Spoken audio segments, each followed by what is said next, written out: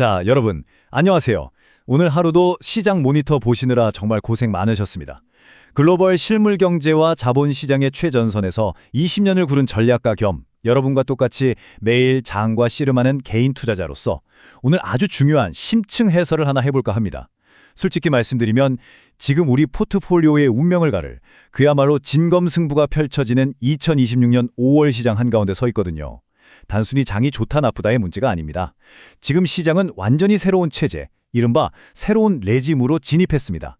한국은행의 금리 결정 동향부터 저 멀리 중동의 지정학적 리스크, 그리고 빅테크들이 말 그대로 미친 듯이 빨아들이는 AI 전력 수요까지 이 모든 변수들이 거미줄처럼 얽혀서 역사상 유례없는 극단적 차별화 장세를 만들고 있습니다.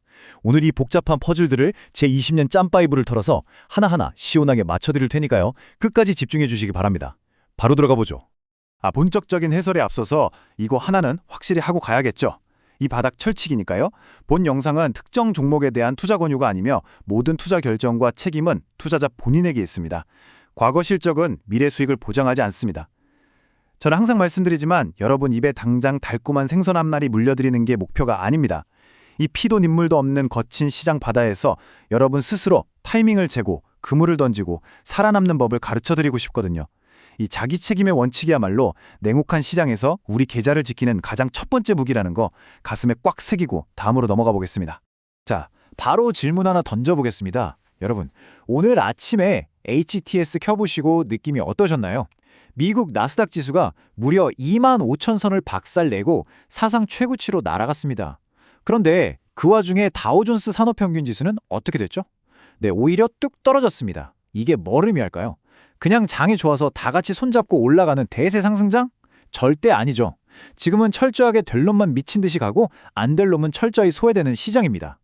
이 기저에는 AI라는 확신에 찬 엄청난 퇴마와 그 발목을 잡으려는 지정학적 리스크라는 무거운 짐이 팽팽하게 줄다리기를 하는 거대한 거시경제의 체제 변화가 숨어 있습니다. 초보 투자자분들이 뉴스만 보고 미국 증시 날라간다, 아무거나 사자! 했다가 계좌 시퍼렇게 멍드는 바로 그런 살벌한 장세가 지금입니다. 이 극단적인 괴리를 데이터로 한꺼풀 벗겨서 볼까요? 테크 중심의 성장주와 에너지나 산업재 같은 구경제 주식들의 엇갈린 성적표입니다. 출처는 트레이딩 이코노믹스 2026년 5월 1일 마감 기준 데이터인데요. 나스닥은 0.89% 상승해서 25,114포인트를 찍었고 S&P 500 역시 0.29% 올라서 7,230포인트로 사상 최고치를 경신했습니다. 반면에 다우지수는 0.31% 하락하면서 49,499포인트로 주저앉았죠. 종목별로 보면 더 소름 돋습니다. 애플은 아이폰 17 슈퍼사이클 기대감으로 3.24%나 급등했고 마이크로소프트도 1.57% 올랐습니다. 그런데 에너지를 대표하는 엑손모빌은 어땠습니까? 어닝비트, 즉 실적이 잘 나왔음에도 불구하고 1.02% 하락 맞았습니다. 왜 이럴까요?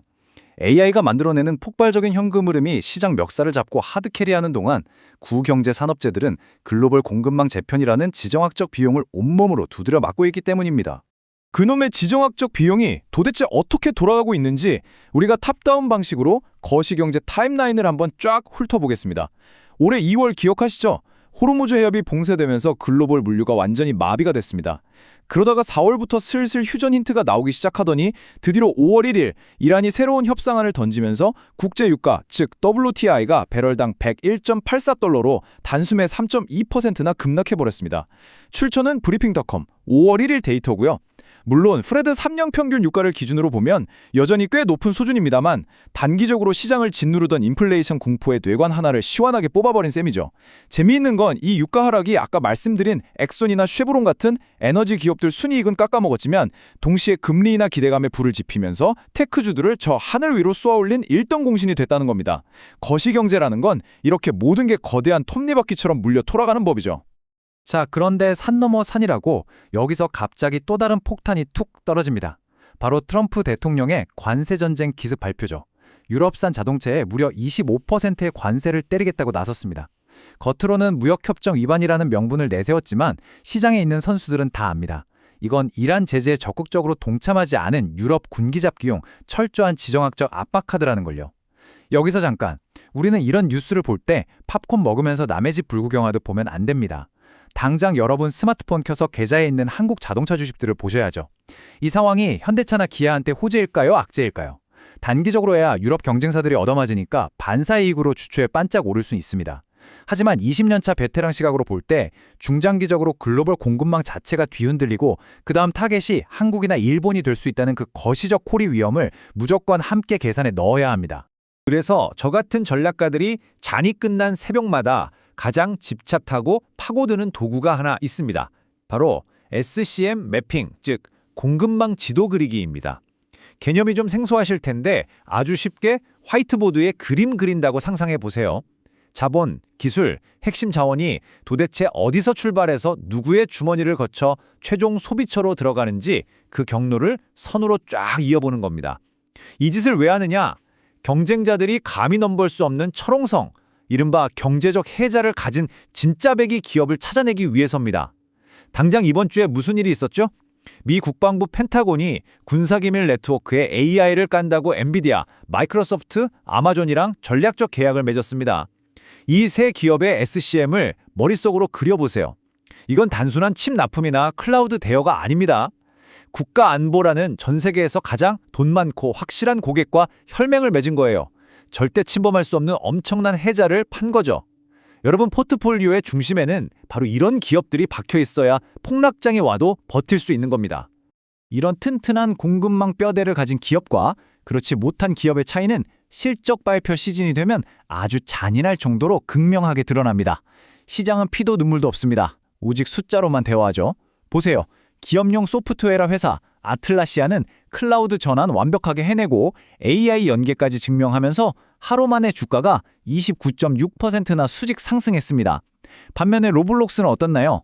아동 안전정책 강화라는 규제 이슈에 발목 잡혀서 예약 매출 전망치 슬쩍 내리자마자 바로 마이너스 18.3%로 곤두박질 쳤습니다.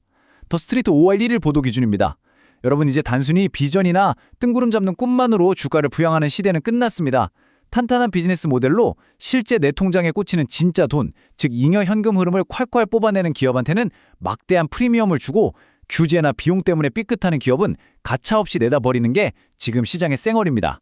이렇게 살벌하게 변하는 시장에서 살아남으려면 우리 머릿속의 사고방식 자체도 완전히 뜯어고쳐야 합니다. 여기서 여러분이 꼭 장착하셔야 할 무기가 바로 베이지언 업데이트라는 개념입니다. 말이 좀 어렵죠? 그냥 동전 던지기로 생각하시면 딱입니다.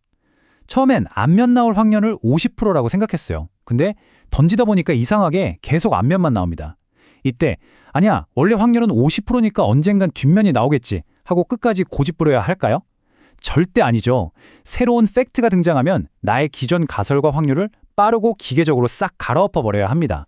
어제 애플이 발표한 아이폰 17 슈퍼사이클 수요 데이터가 바로 그 새로운 팩트입니다. 이제 스마트폰 성장은 끝났다라는 우리의 낡은 고정관념은 쓰레기통에 던져버리고 하반기 테크 섹터와 한국의 반도체 부품주들의 이익 추정치 그리고 상승 확률을 확 끌어올려야 하는 타임이라는 거죠. 유연하게 하지만 철저히 데이터에 기반해서요. 자, 화면에 띄워드린 저 엄청난 숫자 좀 보십시오. 1조 2천억 달러입니다. 감이 좀 오시나요? 바로 지난달 딱 한 달 동안 불어난 알파벳, 구글의 시가총액 증가분입니다. 블룸버그 5일 마감 데이터 기준인데요. 대한민국 1년 GDP 맞먹는 어마어마한 돈이 기업 가치로 단 30일 만에 뿅 하고 생겨난 겁니다. 이 압도적인 숫자가 우리한테 던지는 메시지가 뭘까요? 방금 말씀드린 베이지안 업데이트를 거친 전 세계 스마트 머니들이 결론을 내린 겁니다. 아, AI는 단순한 챗봇 장난감이 아니구나. 이거야말로 기업의 잉여 현금 흐름, 즉 FCF를 복리로 미친 듯이 찍어내는 궁극의 캐시카우구나 라고 완전히 인정을 해버린 거죠. 결국 호주머니에 진짜 현금을 꽂아주는 능력, FCF 일드가 넘사벽인 이 거대한 빅테크들로 전 세계의 자금이 블랙홀처럼 빨려 들어가는 건 너무나도 당연하고 섬뜩한 현실입니다. 자, 거시적인 탑다운 그림은 여기까지 보고 이제 우리 계좌와 직결되는 아시아 시장 그리고 우리 앞마당인 한국 증시로 시선을 확 돌려보겠습니다. 글로벌 자금의 흐름을 쫓다 보면 참 기가 막힌 타이밍들이 보입니다. 최근에 일본이 엔화같이 방어한다고 2년 만에 외환 시장에 엄청난 달러를 쏟아부었죠. 그런데 정말 운이 좋게도 아까 짚어드린 국제유가 하락이 일본의 숨통을 틔워줬습니다. 수입 물가 부담이 확 줄어들면서 엔화 방어에 엄청난 지원 사격이 된 거죠. 그럼 한국은 어떨까요? 우리도 마찬가지로 유가 하락 덕에 인플레이션 짐을 덜어냈고 거기에 아까 말씀드린 애플발 반도체 훈풍까지 더해졌습니다. 오랫동안 징글징글하게 억눌려 있던 박스권을 뚫고 위로 폭발할 이른바 브레이크아웃의 무대가 완벽하게 세팅된 겁니다. 일본의 성공적인 환율 방어 그리고 유가 하락이라는 거시적 퍼즐들이 한국 주식시장에는 지금 강력한 상승 펌프질을 해주고 있습니다. 그리고 그 브레이크아웃의 증거가 바로 어젯밤 미국 시장에서 터졌습니다. 화면에 보이는 4.4%. 미국에 상장된 한국 주식을 추종하는 MSCI 한국 지수가 단 하루 만에 무려 4.4%나 폭등했습니다. 글로벌 마켓 5월 1일 기준 데이터인데 오늘 장중에도 추가로 0.77%가 더 올랐거든요. 여러분 이건 그냥 데드캣 바운스나 기술적 반등이 아닙니다. 퀀트 데이터가 우리한테 멱살을 쥐고 흔들며 보여주는 매수 트리거입니다.